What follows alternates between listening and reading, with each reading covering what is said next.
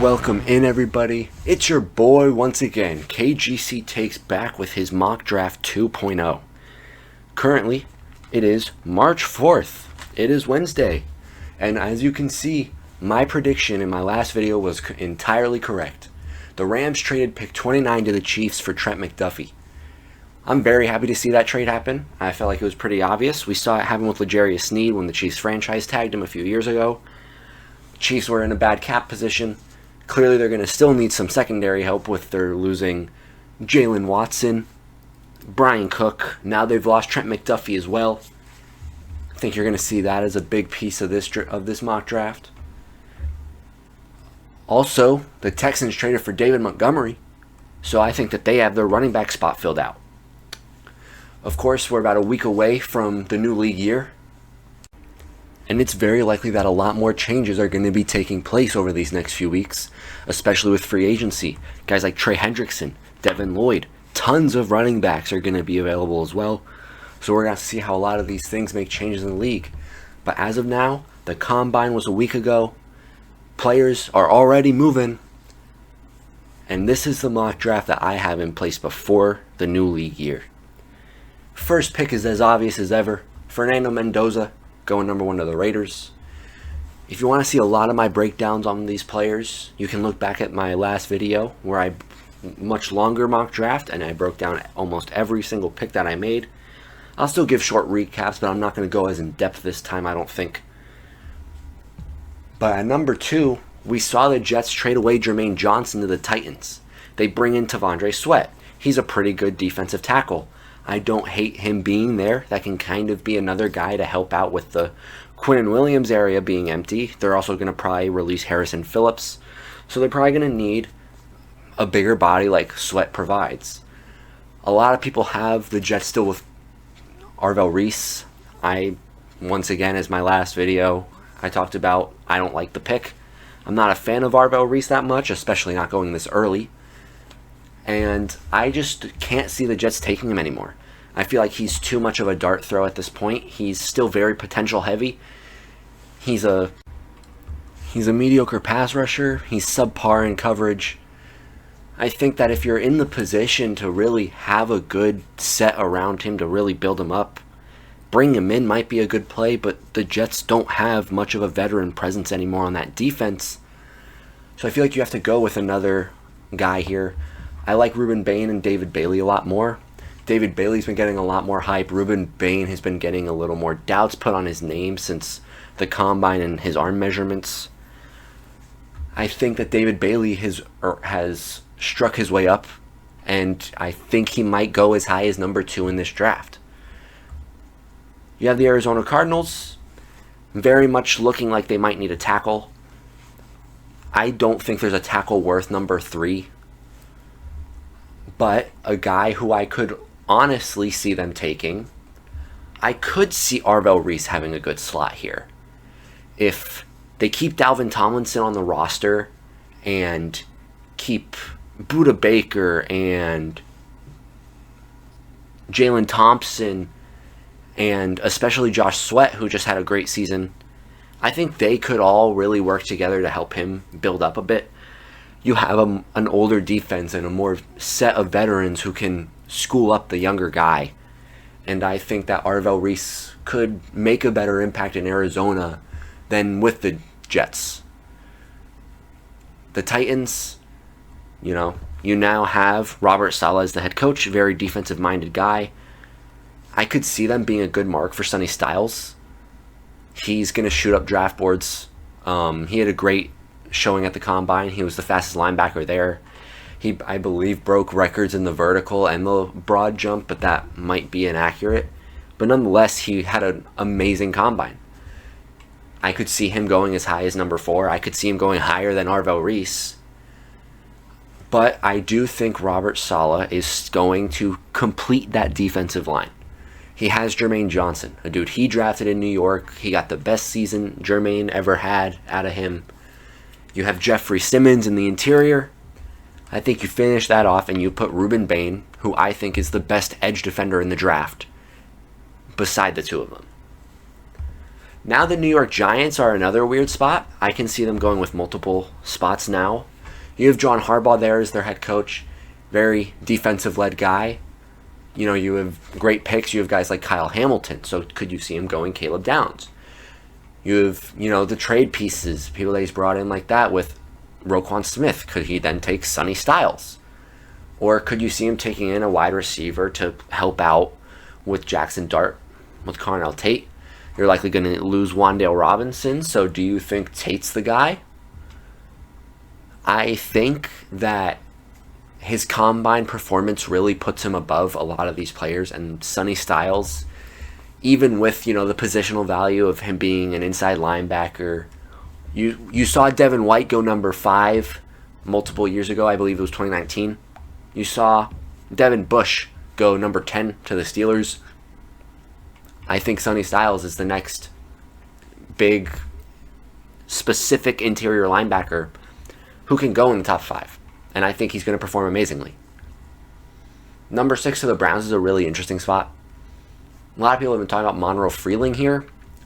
I'll be honest, I'm not a fan of Monroe Freeling. He has had solid production with Georgia, but he's one of those players who is once again running off the potential of how good he can be.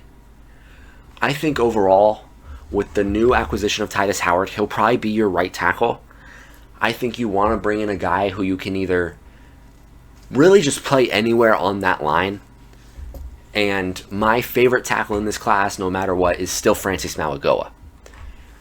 A lot of people say they'll play him as a guard. I mean, even then, the Browns are losing both of their starting guards, and they're also losing their best backup guard in Tevin Jenkins. Do you play Zach Zinter? As a Michigan fan, I'd love to see him finally get an opportunity. Do you see them sign a guy like David Edwards or even Connor McGovern to play center there? I'm not too sure. Their entire starting offensive line is gone. I think you need to bring in a guy who you can really just plug and play anywhere that you see fit.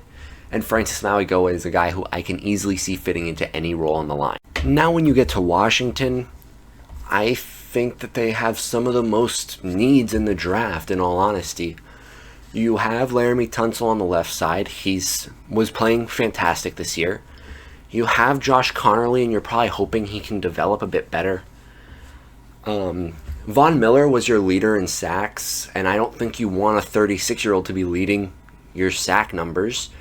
Marshawn Lattimore was disappointed. I believe he's now getting released. They have a lot of cap space this year, which is great, and hopefully they can put that to good use, but they're still losing a lot of people into free agency as well. Bobby Wagner's old. Zach Ertz is old. Zach Ertz also I feel like should retire after the injury he suffered. So could you maybe go Kenyon Sadiq? You're losing Deebo Samuel, who played really good this year. So you don't have much of a receiving threat behind Terry McLaurin either. And Ja'Cory Krosky-Merritt is a mediocre running back 1. Austin Eckler is going to be hopefully healthy, but I don't think he's on contract anymore. Chris Rodriguez is not a guy you want leading your backfield. Are you going to keep Jeremy McNichols around? I don't think he's a running back 1 either. So you could absolutely take Jeremiah Love, who I think is probably the second best player in the class.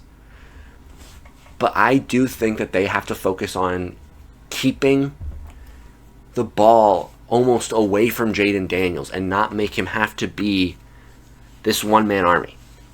I don't think there's any linemen worth taking here, especially on the interior, which is really where I think they need the most help. Vega Ione is not worth number 7. And I don't see them taking Spencer Fano or Monroe Freeling. So I absolutely think that they're going to take Carnell Tate from Ohio State. He's the consensus number 1 wide receiver.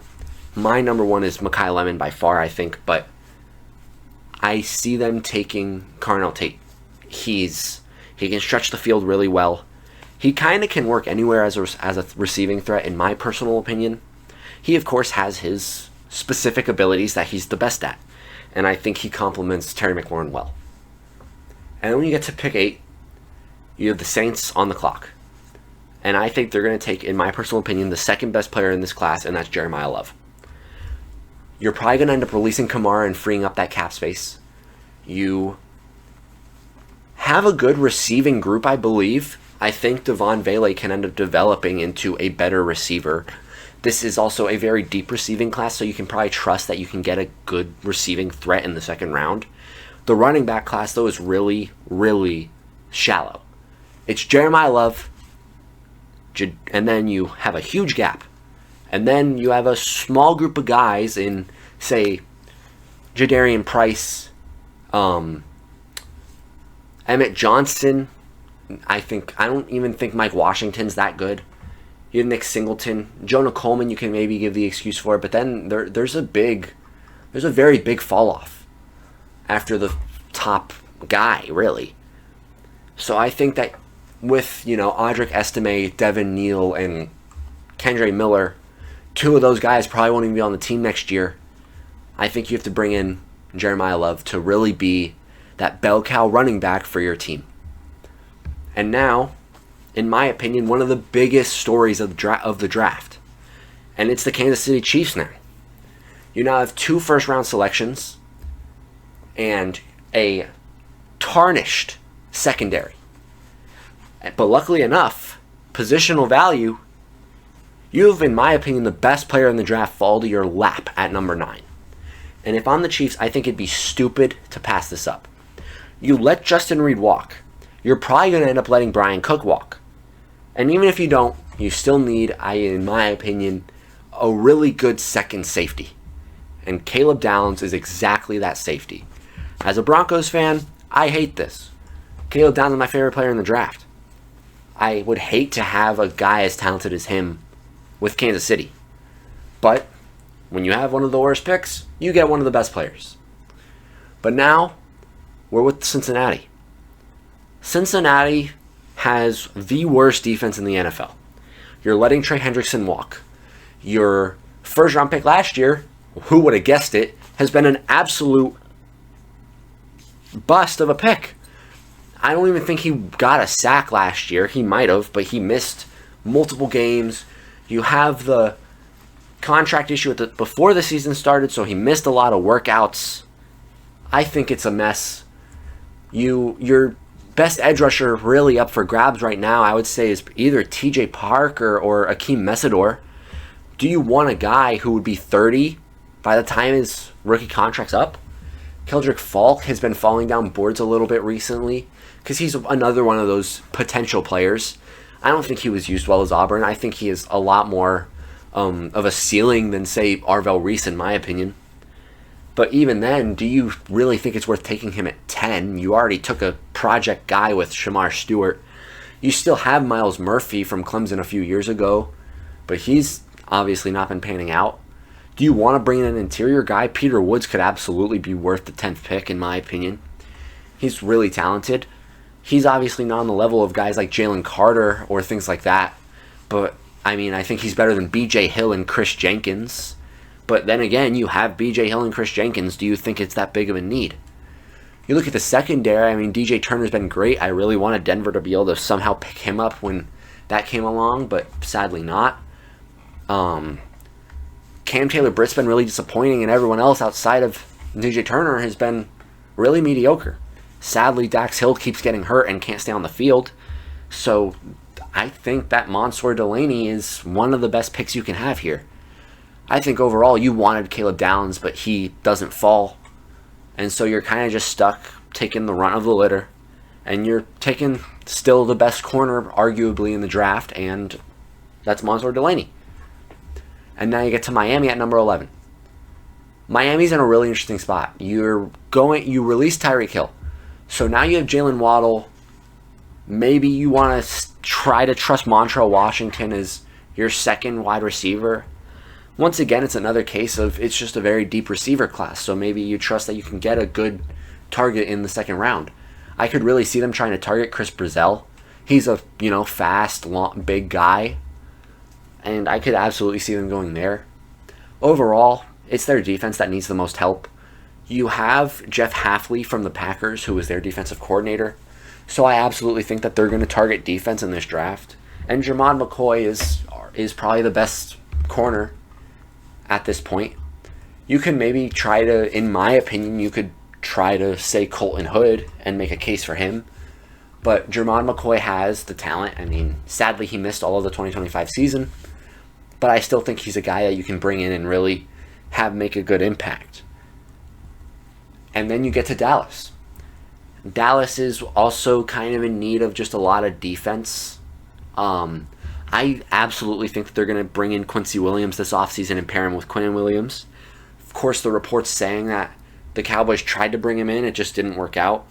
So I don't think that they're going to see a bunch of necessity in trying to bring in C.J. Allen or Anthony Hill in the first round. I think instead they're going to worry about the edge. They have Donovan Ezeraku, who was working out really well. But outside of him, it's all interior. You're obviously not going to take Peter Woods or Caleb Banks. Your interior's set. Do you get rid of Kenny Clark maybe? That's a possibility, but still, then you have Quinnen Williams and Osa on the interior. I think you need to bring in a good edge rusher to pair with him. Now, in my opinion, I don't think Akeem Mesidor is a guy that you should take this early, but he just feels like a Jerry Jones pick. If it was me, I'd be taking TJ Parker here. But I think it's more than obvious that this is the type of guy Jerry Jones would take. Very much if you're making the pick, you need him to work out or else it's a sham. And I think Akeem Mesidor could absolutely work out really well. But once again, he's going to be 25 once draft day comes. By the time you finish out the first 4 years of his deal, he'll be 29.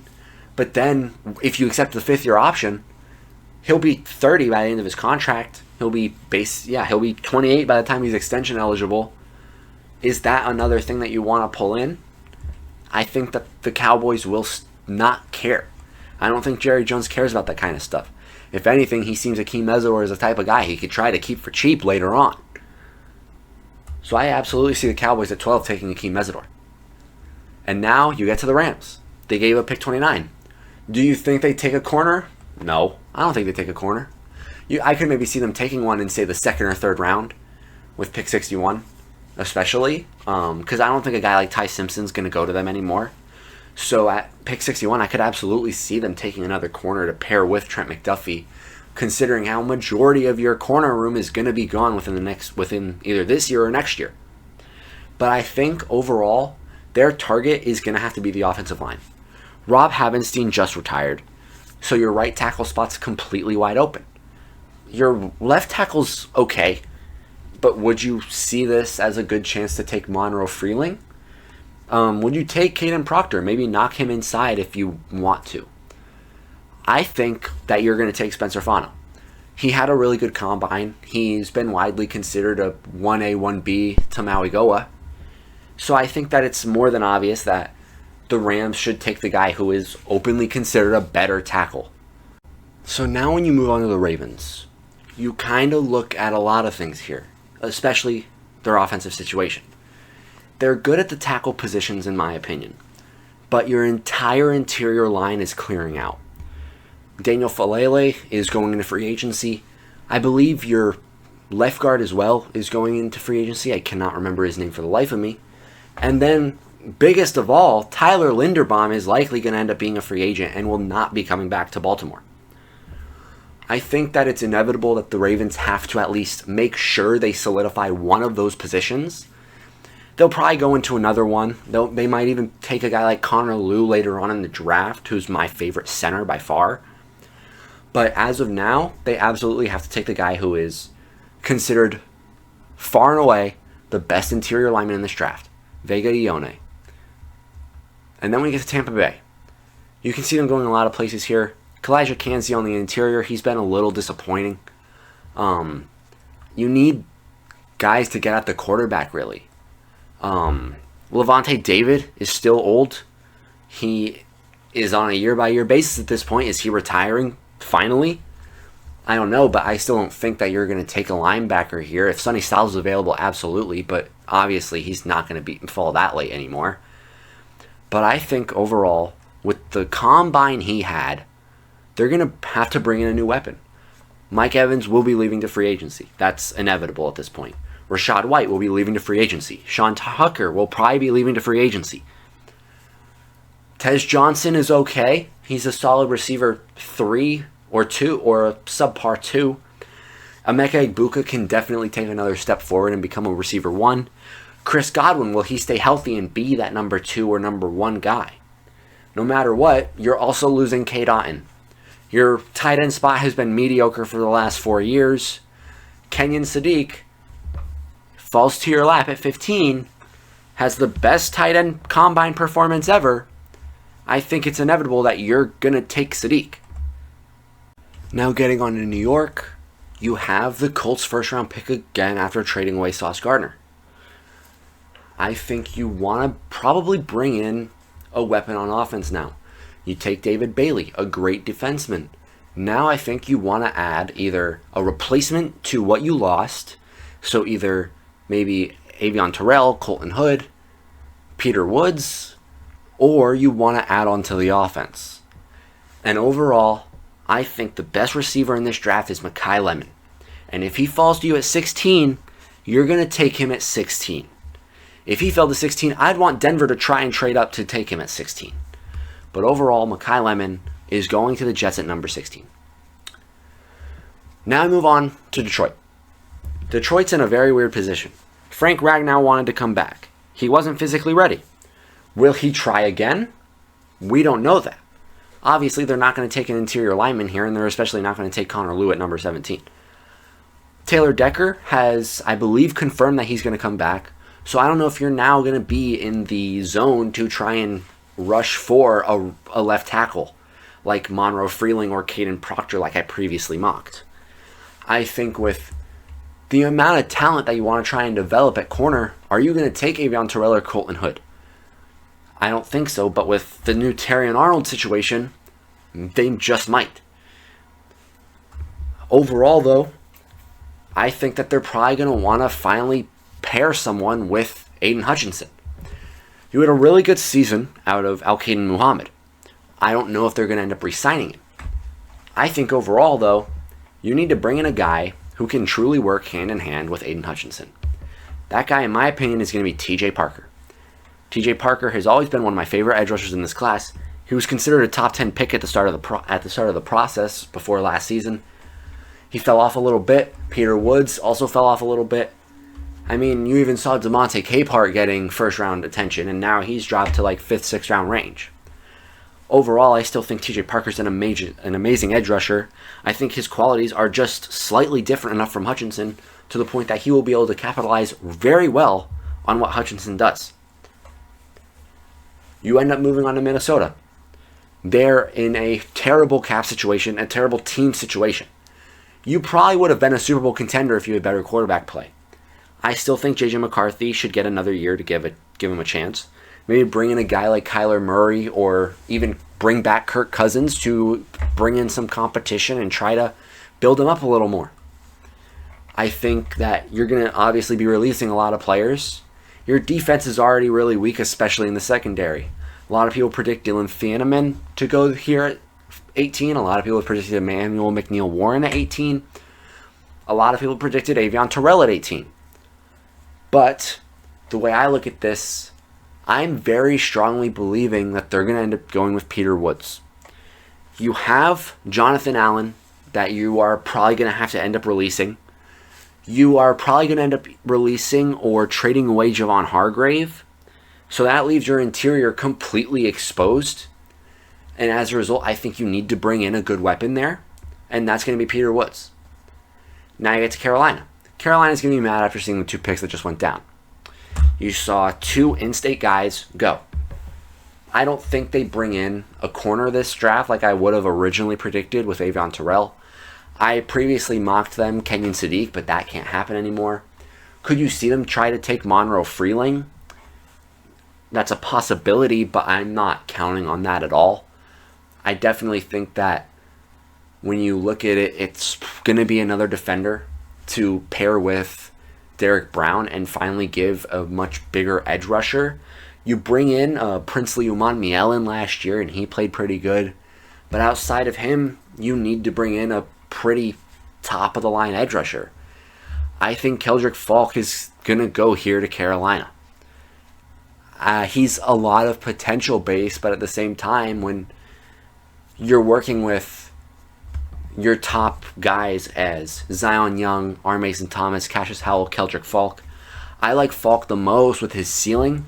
His floor is probably lower than, say, R. Mason Thomas, in my opinion, but I still think you'd want to take that shot, and I see the Panthers absolutely going his way. Now you get to the Cowboys again. They released Trayvon Diggs. Deron Bland's been really disappointing. You lost Jordan Lewis last year. It's a corner. This pick has always been a corner, in my opinion. You would have taken Mansour Delaney or Jermon McCoy if he fell, I think. But now I think you're going to probably go with the next best thing. And I see them going Colton Hood instead of Avion Terrell. He's a better outside corner. It's simple as that. You can plug and play a lot of different dudes back into the nickel area, I think. That would be around a similar skill level as Avion Terrell. I don't see Avion Terrell being a necessity pick. He's very similar to Jahdae Barron last year, who obviously my Broncos took at number 20. I don't see him going as high because I don't think he's as good as Jahdae Barron. Jahdae Barron was being considered one of the best corners in the draft last year. He was a top 2 corner. A lot of people had him as their number 1, even over Will Johnson, who I thought was the clear-cut number 1. I absolutely don't see him being valued that highly, and I think Colton Hood deserves to be valued at roughly maybe even the same region as Jermon McCoy. Then you get to the Steelers. A lot of people could see them going with Ty Simpson here. I wouldn't be surprised if I saw that take place. Ty Simpson is once again a developmental quarterback. If you bring back Aaron Rodgers with Mike McCarthy, you could sit Ty behind him, build him up for the next year, and then try to throw him out there, see what happens. But I think you need to bring in another receiving threat beside DK Metcalf. But the question is, which guy do you bring in? Jordan Tyson or Denzel Boston? I think no matter what, those are one of the guys you're going to bring in. I think you have enough guys who don't need to be field stretchers.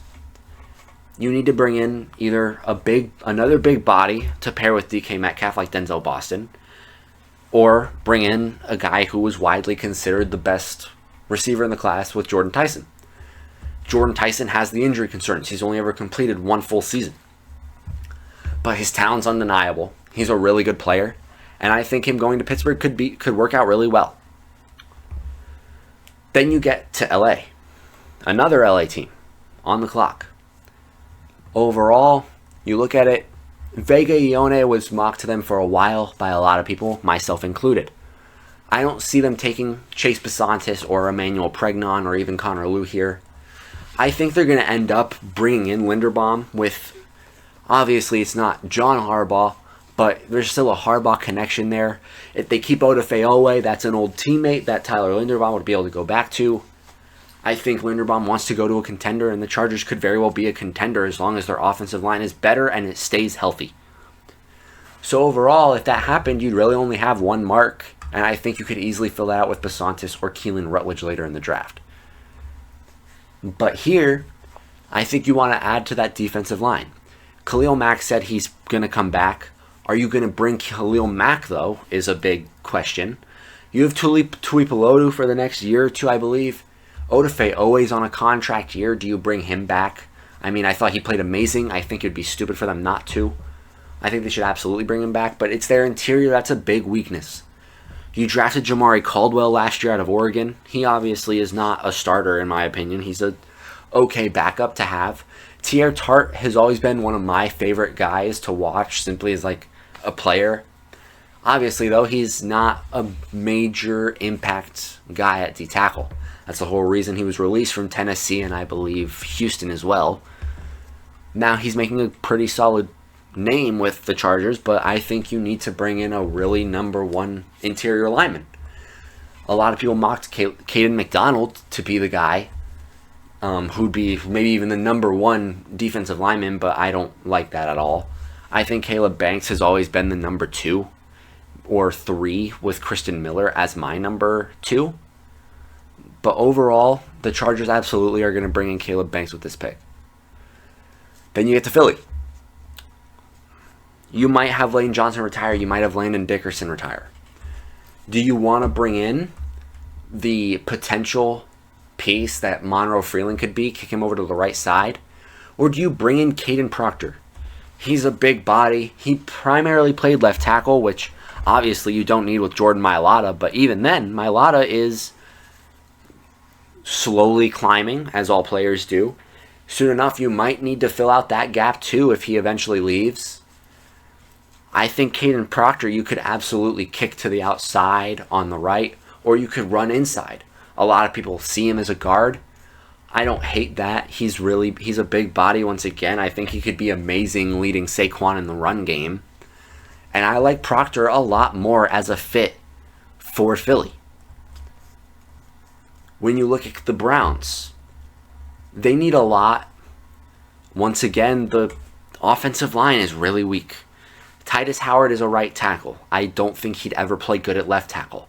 He's mediocre at right tackle as is. They might want to play him at right guard, where I think he played much better with the Texans. But that still leaves 3 gaps after taking Mauigoa. I think with how front-heavy this offensive line class is, and how minimal true tackle prospects there are, I think the Browns are going to go double lineman in the first round. And I think the Browns at 24 take Monroe Freeling. I don't think Freeling is going to be worth pick 6. I think that's an atrocious value to put on him. But here at 24, I could definitely see as a realistic spot. I don't really like Freeling as a first round pick. Physically, he's got the tools and he showed solid production. But once again, he's one of those guys you're valuing, thinking that he could become a stellar player and develop into that role. I like guys who have a very high floor and can come in and can be a producer. I don't know if Freeling's going to do that or not. But he's a left tackle primarily out of Georgia. You're going to need left tackle filled out with Jack Conklin leaving. And I think Monroe Freeling is exactly the guy you want to run with. Sorry to interrupt you recording KGC, but it's your boy, editing KGC here. Currently, it's 3 days after recording. It's March 7th, and a lot of changes have happened. Of course, we start with my Cardinals pick that was affected first, with Dalvin Tomlinson being announced to get released. That obviously messes with my reasoning behind Arvell Reese's selection, but at the same time, I still defend that selection. Dalvin Tomlinson kind of looked like he might have been released, which is why I left his presence up in the air. Then you continue on a little later in the draft to pick 14. Currently, Max Crosby just got traded to the Ravens for 2 first-round picks. As a result, the Ravens will not be picking Vega Ione at pick 14, and that will be going to the Raiders. That's going to change a lot in the draft. Where will Vega land? Who will the Raiders take? And what will the Ravens do later in the draft? Then with the Lions, Taylor Decker was released. So, obviously, with my recent saying of how Taylor Decker wouldn't retire, so they wouldn't need a tackle, that's clearly wrong. Because now their left tackle position's completely wide open. So, they're likely going to search to replace that over something like how I had them take TJ Parker to play with Aiden Hutchinson. So then, you have another change, which was how the Bills have made multiple moves. Of course, you'll see me later talk about the Bills' presence in the next upcoming pick. And I mentioned a possibility for a trade for DJ Moore. That did take place, and now the Bills have that receiver spot handled, which, of course, I still believe they would when I made that pick. So it doesn't matter as much, but it's still something to bring up. But they also released Teron Johnson. That's going to be another big thing that could very much affect their play in the draft. They might take another corner to pair with Hairston and Benford. And then the Bears are the last one I want to talk about, with Tremaine Edmonds being released. He was, of course, a lackluster linebacker while he was with Chicago. But nonetheless, that could still very much affect where they go. They could absolutely take C.J. Allen or Anthony Hill now instead. But whatever. I'll get back to another mock draft once again after the first wave of free agency, and then we'll be able to see my opinions on how all those changes affect the draft. Until then, back to you recording, KGC. And I do quickly apologize for that. Jack Conklin was the right tackle.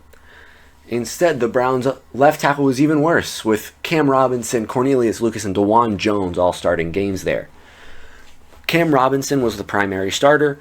He's going to be a free agent. DeJuan Jones was the starter going into the year. He is not that good.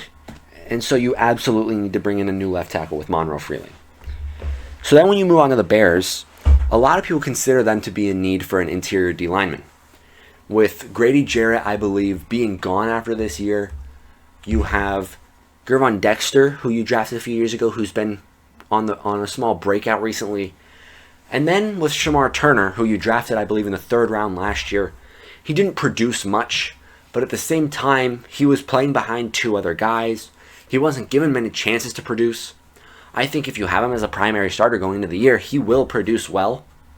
So I don't think they have to prioritize a guy like Caden McDonald, Lee Hunter, or Kristen Miller. I could maybe see them prioritize someone like Darrell Jackson, Dominic Orange, or Dante Corleone later in the draft. But I definitely don't see the need in having them go with a 1st-round pick at tackle. Instead, I very much see them going safety. You have both Kevin Byard and Jaquan Brisker hitting free agency. You don't have the best depth there, and even then, your secondary played mediocre last year. Dylan Thieneman had an amazing combine, had a sub 4.4 in the 40. Emmanuel McNeil-Warren has been a very versatile player with Toledo for a while. You have Quinion Mitchell, who came out of Toledo a few years ago as well. He's been great.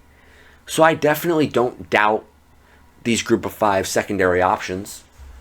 Overall, though, I still think Dylan Thieneman is a much better safety prospect and can make a much larger impact with the Bears. And I think with Ben Johnson, he'd fit spectacular with his scheme. Then you get on to Buffalo. I think Buffalo, when it comes to receiver, they're going to end up trading away Keon Coleman, probably get a 4th or a 5th round pick for him. But I absolutely think they're going to make a move for another big name receiver, whether it's them trying to finagle up the money to sign Alec Pierce or bring in DJ Moore in a trade. I could see them sending a 3rd or 4th round pick to the Bears for that. DJ Moore is probably absolutely going to get traded, and Buffalo could be a huge target for that. That would be, one of those field stretcher guys who can make a lot of contested catches. That would probably be when I would pick Denzel Boston for them. I could also very much see Kevin Concepcion. I like him more than Boston, but Concepcion, in my opinion, is a very similar archetype to Khalil Shakir, who you already have on a long-term deal. I could possibly see them go for someone like CJ Allen. I like them more taking maybe a Jacob Rodriguez or especially Harold Perkins. Harold Perkins is probably my most underrated linebacker in the draft. And I feel like no matter where he goes, if it's a good coaching staff around him, that could work out amazingly. You took, my guy from the Broncos to be your defensive coordinator. I think he's going to make that defense play amazing. Overall, though, I think they're still going to go receiver. Even if they make a bigger pull, I absolutely think they need to give Josh Allen real weapons to finally push them over that hump. Their defense obviously needs some work as well. With Dorian Strong, who was playing really good, getting an awful injury and might never play football again. Maxwell Hairston was a really weird pick in my eyes at the time. And clearly it hasn't worked out the best. He didn't play that good. He barely played at all. And Teron Johnson had a down year. Christian Benford had a down year. It was just a down year for the Buffalo defense in general. Their linebacker core wasn't working out the best. Landon Jackson got hurt. There's not a lot looking up for Buffalo right now. You're losing 2 big pieces on the offensive line to free agency with Connor McGovern and David Edwards. David Edwards is probably long gone. You can maybe get the money together to bring in Connor McGovern and keep him. But you're going to lose at least one of them to free agency. Could you maybe see them take a lineman with like Caleb Lomu? Maybe see if they can kick him inside? That I wouldn't be surprised if they tried. But really, in reality, I don't see many moves that they'll make. I think overall, though, it's going to be best player available. And that, in my opinion, is Kevin Concepcion or Denzel Boston. Boston is slower than Moore, in my opinion. He is much more of a contested catch guy when DJ Moore is in reality a field stretcher and route runner. Boston's is a lot like Keon Coleman, I think. And as much as he wants to tell you it, Brandon Beane loved Keon Coleman. And I think Denzel Boston can play very similar to that. Very big body receiver. And I think a thing of him, Khalil Shakir, and another wide receiver in either Alec Pierce or DJ Moore would absolutely kill any defense for the most part. You now have San Francisco. They're in a weird spot. They're likely going to be releasing Trent Williams, who is like the only really top of the line lineman they have. Trent Williams has been great for the last few years. He's been, arguably the best lineman in football for the last 10. And I think him being gone is going to leave a gaping hole on that line. Your line was weak enough already with him. But now without him, that's a much bigger gap. A lot of people want to see them take a receiver here. Omar Cooper's been mocked to them a lot, I've seen. I've seen Omar Cooper getting first round hype, which I'm not a fan of. Cooper he's a good receiver. He has the tools, but at the same time, his skill set is very similar to Deebo Samuel. And Deebo Samuel, as we saw, I don't think is worth a first round pick. And I see Omar Cooper being very similarly used to how Deebo Samuel was. I cannot see him going first round no matter how highly he's being projected. I see him, in all honesty, falling to the late second round. If the Niners were to take anyone here, it would probably be Chris Brazell or Zachariah Branch, simply because their skill sets are very different from, I think, the rest of the guys on the team, with Ricky Pearsall and Jawan Jennings, if you keep him. I definitely think them taking Kevin Concepcion could be a strong possibility. But with how weak their line is, with Trent Williams gone most likely, I think Caleb Lomu is a spectacular pick for them to have here. Then Houston is in a weird spot. They have a lot of subpar needs, but nothing insane, in my opinion. I definitely could see them taking Blake Miller or Max out of Arizona State. I'm not going to attempt his last name. I think that they're both really good players. I think Blake Miller is a top 4 tackle in this class. I've always liked him out of Clemson. I have very high hopes for him. And I absolutely think that he will be a great tackle in the league. And I think he's the kind of guy you'd want to try and protect CJ Stroud, or whoever becomes your quarterback if CJ Stroud does not end up being the guy. And now you get to KC's second pick of the draft. I definitely think they're going to have to go with an offensive weapon, or maybe even something like a corner still. You still have Avion Terrell available, and with losing the pieces you are, I definitely think that Terrell is a better pick than almost anyone you could make here. You could maybe make the case for them taking Kevin Concepcion, but he's not different enough from other guys like Rashee Rice and Xavier Worthy, in my opinion, to be worth taking here. He's talented, yes. Do I think he could be better than Xavier Worthy over time? Absolutely. But I think the Chiefs need to really build up the secondary, and I think they have to take Avion Terrell here. Now the Broncos have a dream pick here. You could definitely see them taking Kevin Concepcion. I wouldn't hate that. But if he's available, the Broncos have to take CJ Allen. He's my second favorite linebacker in the draft. I have him just behind Sonny Styles. I have him better than Arvell Reese as a linebacker. I love Georgia defenders. They commonly pan out really spectacularly, whether that takes, as a developmental time period or something like that. I would also like to see Denver try to bring in Nakobe Dean in free agency, possibly. Pair the two Georgia linebackers together. Overall, though, CJ Allen is, in my opinion, the best and most realistic pick for pick 30. And Denver needs a lot of linebacker help. Dre Greenlaw, he played great when he was there, but he's not always a guarantee to be healthy. So I think you want to bring in a top-of-the-line linebacker who you can trust to stay healthy, especially since you'll likely be losing Singleton into free agency. And Stranad, you might re-sign. I hope they do. You can probably still keep him for somewhat cheap. And I hope that they make that work. Now you have the Patriots.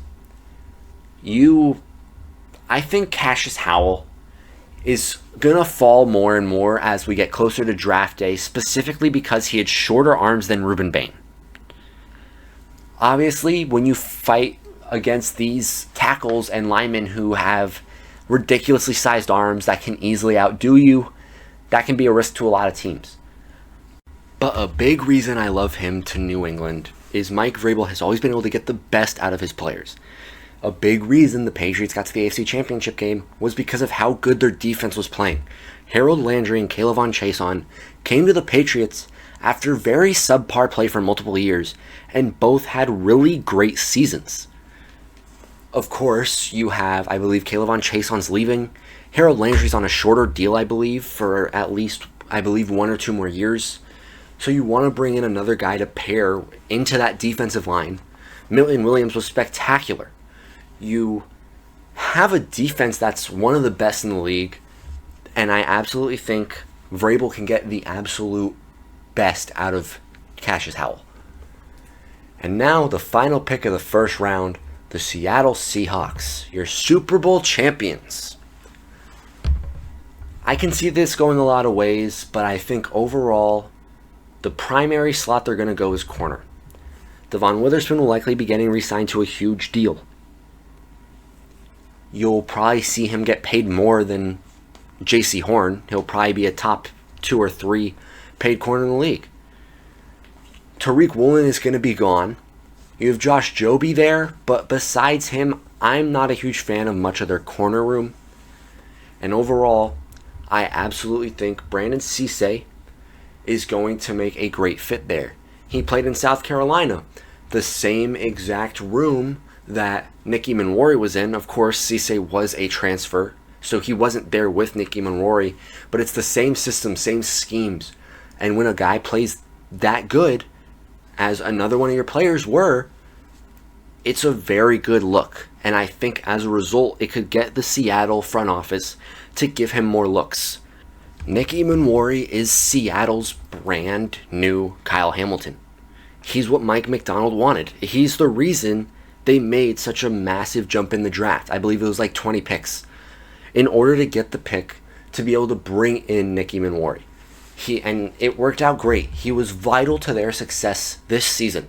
And he was one of the biggest pieces on their defense throughout their playoff run. There's a reason people were freaking out when it looked like he got hurt before the Super Bowl. Nicky Manwari played amazing. And he comes from the same system Brandon Cisse is coming from. As a result, I absolutely think Seattle would love to bring Cisse in and pair him alongside Devon Witherspoon on the outside. And then there you have it.